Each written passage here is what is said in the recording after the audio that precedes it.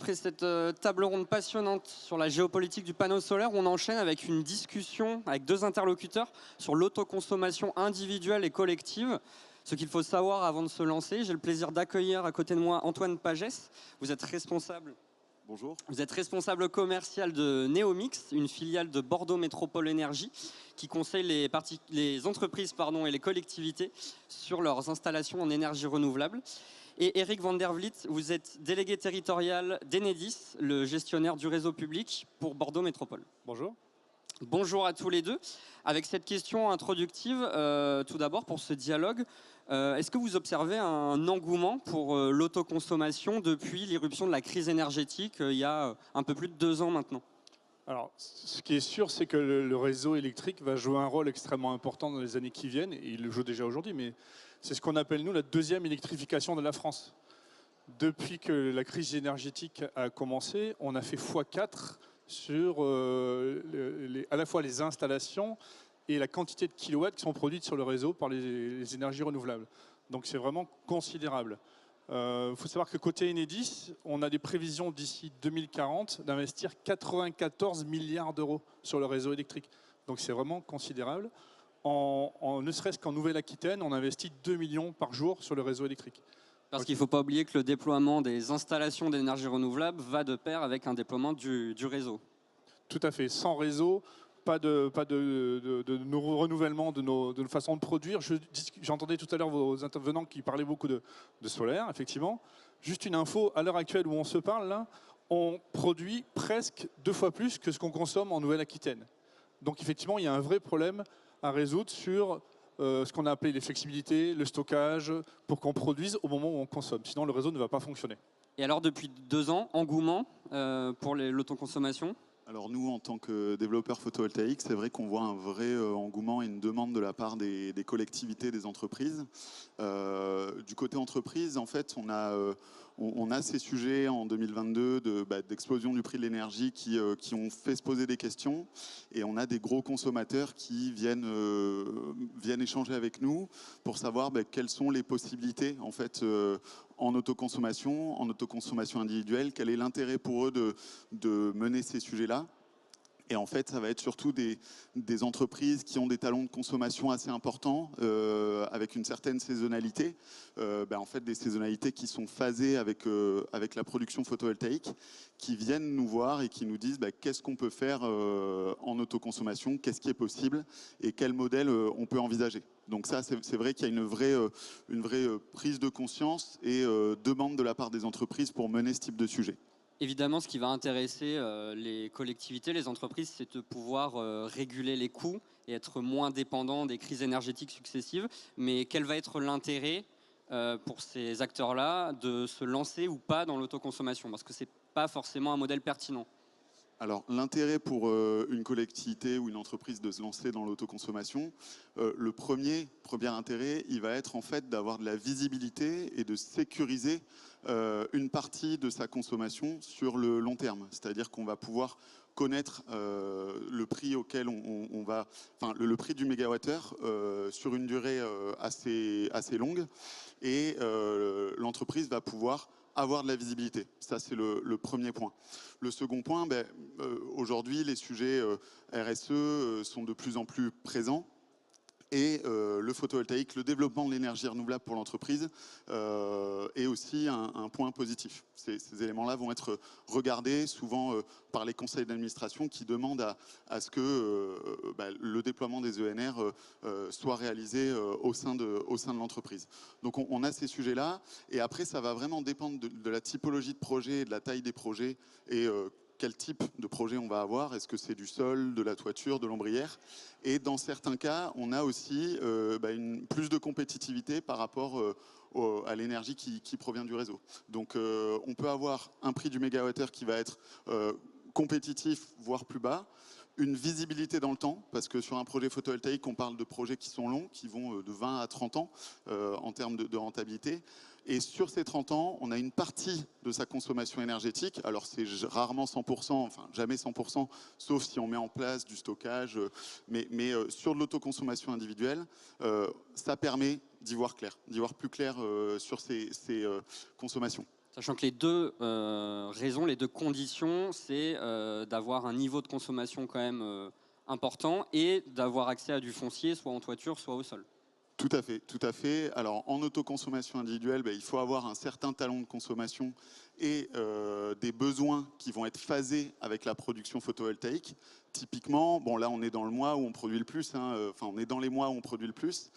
Donc il faut avoir des consommations énergétiques importantes sur la période, si vous voulez, avril-octobre. Voilà, ça c'est un des prérequis.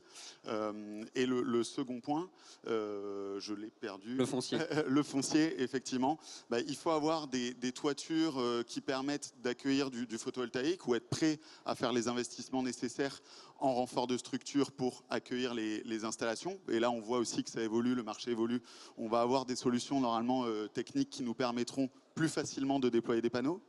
Il faut qu'on ait du parking, du sol, pour pouvoir développer. Et souvent, il faut quand même une certaine surface critique pour pouvoir le faire. Une fois qu'on a décidé de se lancer enfin dans un projet d'autoconsommation, il faut aussi regarder comment est-ce qu'on va se raccorder au réseau. C'est quoi les clés alors à ce moment-là? Qu'est-ce qu'on doit faire? Alors, je vais un tout petit peu paraphraser le maire qui ce matin disait l'écologie plus tard, c'est l'écologie trop tard. Nous, c'est un peu la même chose. Le raccordement plus tard, c'est le raccordement trop tard. C'est-à-dire que dès que vous avez un projet, il faut se rapprocher d'Enedis. Alors c'est très facile, il suffit d'aller sur notre site internet. Vous avez un portail raccordement qui va vous accompagner dans chacune des phases de votre raccordement et vous mettre en contact avec nos équipes. Donc le maître mot, c'est l'anticipation. Dès que vous avez un projet, il faut l'anticiper parce que vous pouvez toujours avoir une surprise en termes de desserte d'électricité, de puissance disponible. Donc il faut le faire le plus vite possible. Je reviens juste un tout petit peu sur engouement. Vous disiez tout à l'heure engouement. Pour chiffrer la chose, il y a 5 à 10 ans, 99% des gens qui avaient un panneau revendaient leur électricité. 99%. Aujourd'hui, c'est 95% qui autoconsomment.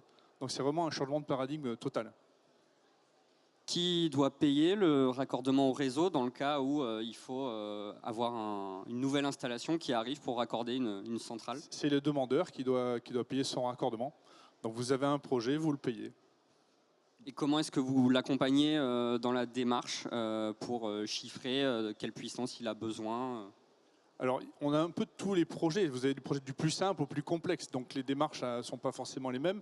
Si vous êtes sur un projet de faible puissance avec un réseau qui est disponible, j'allais dire ça va comme une lettre à la poste. Si par contre vous êtes sur une démarche d'une industrie qui s'installe avec du réseau pas disponible, là c'est beaucoup plus compliqué, les démarches ne sont pas les mêmes et vous avez des interlocuteurs privilégiés qui sont à vos côtés pour vous accompagner dans la démarche.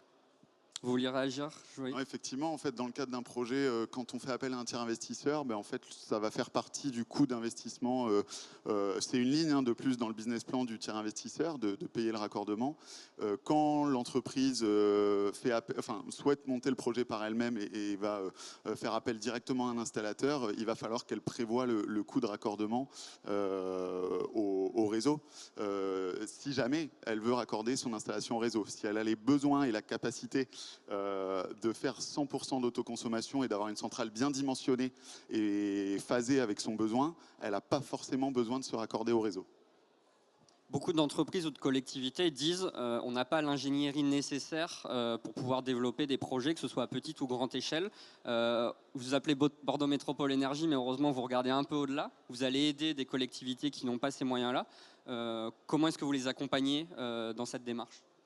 Alors nous, aujourd'hui, on accompagne les collectivités donc, sur leurs projets très en amont. Le principe, dans un premier temps, c'est quand on va rencontrer une collectivité, ça va être de regarder le patrimoine au sein de la collectivité, quel site pourrait éventuellement être solarisable et faire travailler le bureau d'études pour en fait savoir quelle toiture va être plutôt compatible ou ne sera pas compatible, quels sites vont être privilégiés, d'autres vont être écartés. Et dans l'idée, c'est de regarder les surfaces foncières à la fois donc sol, toiture, là on peut mettre de l'ombrière de parking également, et on va faire une première approche. Cette première approche, on va aller rencontrer les élus, leur remettre ces éléments, élus et services techniques, leur remettre ces éléments, échanger avec eux sur la faisabilité de ces projets-là, savoir eux quelles sont leurs volontés, et après, si jamais il y a de l'intérêt, on peut se positionner pour faire émerger un projet. Voilà. Il Il y a beaucoup de communes, de petits maires qui nous disent on a du mal à identifier les zones d'accélération des énergies renouvelables, ce qu'ils sont censés faire maintenant avec la loi. Comment ça se fait que ce soit si difficile pour eux? Alors, aujourd'hui, nous, on a quand même des terrains qu'on revoit venir régulièrement. Au sein des communes, on va voir par exemple tout ce qui est terrain de sport, en fait, infrastructures sportives, couverture de terrain de tennis, couverture de paddle, les boulodromes, ce type de sites-là qu'on va voir. Les centres techniques municipaux, les toitures des écoles, les toitures des mairies. C'est ces sites-là qu'on va identifier généralement sur des communes. Pour ce qui est de l'autoconsommation, parce que le sujet c'est quand même l'autoconsommation, vis-à-vis d'une collectivité, ce qu'on remarque c'est qu'il y a finalement assez peu de très gros consommateurs et qui ont des consommations phasées avec la production des centrales. Aujourd'hui, ce qu'on note, c'est les typologies de sites qui vont être propices à de l'autoconsommation en collectivité. Ça va être par exemple un centre aquatique, où là on sait qu'un centre aquatique, on a en fait un talon de conso toute l'année, des pompes qui vont tourner, on va devoir chauffer de l'eau un moment, et là, ça a de l'intérêt. Voilà, parce qu'il y a un vrai talon et il y a une vraie consommation énergétique importante. Quand une commune nous dit « je veux faire de l'autoconsommation sur mon école », c'est plus compliqué parce que l'école, il n'y a personne dedans, si vous voulez, entre juin et septembre. Et ça tombe à la mauvaise période. Un sujet encore peu défriché qu'on voit monter, on va parler un peu d'autoconsommation collective avec vous, Eric van der Vliet. On défriche un peu encore ce sujet. Il y a eu un premier contrat d'achat d'électricité gré à gré signé en Nouvelle-Aquitaine avec le club des ETI. Qu'est-ce qu'il faut savoir quand on veut se lancer sur l'autoconsommation collective? Alors déjà, ce qu'il faut savoir, c'est qu'il faut mener de front plusieurs opérations, c'est-à-dire à la fois le raccordement de ces installations de production et en même temps la partie administrative pour créer l'autoconsommation collective. En Nouvelle-Aquitaine, on en a une cinquantaine d'opérations actuellement qui sont en marche. Je vais vous illustrer une. C'est le conseil départemental de la Dordogne qui a créé sur ses bâtiments une autoconsommation collective. C'est-à-dire qu'ils ont mis des panneaux photovoltaïques, ils en ont mis 3 sur un gymnase. Et ils ont aussi mis dans cette opération tous leurs bâtiments. Donc ça peut être les archives. Par exemple, ça c'est un bon bâtiment puisqu'il est régulé 24 heures sur 24, 365 jours par an. Donc il a besoin d'énergie tout le temps. Et ils ont sur 8 bâtiments créé une autoconsommation collective. Et donc ça fonctionne extrêmement bien. Donc les premiers pas que vous avez à faire déjà, allez sur le site enedis.fr, vous allez sur le pavé autoconsommation collective et vous avez un guide pédagogique qui est extrêmement clair. Ensuite, vous avez l'adresse mail à laquelle nous joindre spécifiquement pour l'autoconsommation collective. Et vous aurez aussi un interlocuteur privilégié sur ce sujet-là qui va vous accompagner. Donc je dirais, il n'y a pas de frein, il faut y aller. Nous avons aussi quelques petites aides en ligne qui peuvent vous aider. Par exemple, si vous avez un projet pour mettre un panneau photovoltaïque à un endroit, vous allez sur un onglet qui s'appelle « Simuler mon raccordement ». Vous dites à quel endroit vous voulez le faire, quelle puissance, et tout de suite, ça vous dit vert, orange, rouge. Vert, pas de problème, ça va être raccordable facilement. Orange, il y a un peu de travaux. Rouge, pensez à le faire ailleurs. Dans l'exemple que vous citiez, il y a un seul acteur, le conseil départemental de la Dordogne. C'est pas possible dans le cas de plusieurs acteurs qui veulent se mettre ensemble? Si, c'est bien sûr possible. C'est un peu plus difficile puisqu'il faut qu'il y ait un PMO qui se mette en place. Une personne morale organisatrice. Merci. On a le cas notamment sur l'immeuble des Souffleurs qui est à Bordeaux où l'autoconsommation collective a été faite avec des panneaux sur le toit qui dans un premier temps, permettait de réduire la facture des services généraux d'immeubles. Et maintenant, vous avez les locataires et qui commencent à rentrer dans l'opération. Mais ça veut dire que vous devez décider de clés de répartition de la production en fonction des différents locataires. Donc, ce n'est pas trivial, mais c'est possible, bien entendu. Il faut qu'il y ait une personne qui se porte PMO, qui veuille bien tout à fait. Prendre sur lui un peu la galère et l'administrative. C'est vous qui avez donné le terme, c'est pas moi. Merci à vous pour ces quelques éclairages. C'est un secteur en pleine dynamique, autant sur le raccordement que sur le déploiement des centrales solaires. Vos entreprises, du coup, recrutent beaucoup? Alors oui, on recrute énormément. Au 1er janvier 2024, Enedis a passé la barre des 40 000 personnes. On est 40 001 au 1er janvier 2024. Et on va recruter 10 000 personnes d'ici 2027. Donc une énorme dynamique. On va en recruter 2800 cette année. 1600 CDI, 1200 alternants. Et sur la Nouvelle-Aquitaine, c'est 300 personnes qu'on va recruter dès cette année. Et sur quel type de poste? Ça va, alors, en termes de diplôme, déjà, ça va du CAP au Bac+5. Donc on a vraiment toute la plage. Et sur les postes, on a beaucoup de chargés de projet notamment. Donc ce sont les personnes qui sont chargées de mener à bien ces différents projets, que ce soit du raccordement simple ou du compliqué. Chez Neomix et chez BME. Neomix, nous, on est une structure un petit peu plus locale. Aujourd'hui, Neomix, c'est une quinzaine de personnes localisées à Bordeaux. On a un périmètre d'action qui est la Gironde. Donc, mais on sent par contre que dans la filière, il y a une vraie dynamique et des besoins de recrutement. J'ai échangé avec une personne d'Enedis récemment qui me disait on a fait x4 sur nos dossiers là déjà en l'espace des 12 derniers mois. Donc, il y a vraiment une dynamique dans la filière. Nous, chez Neomix, nos besoins, c'est plutôt des profils techniciens bureau d'études, commerciaux également.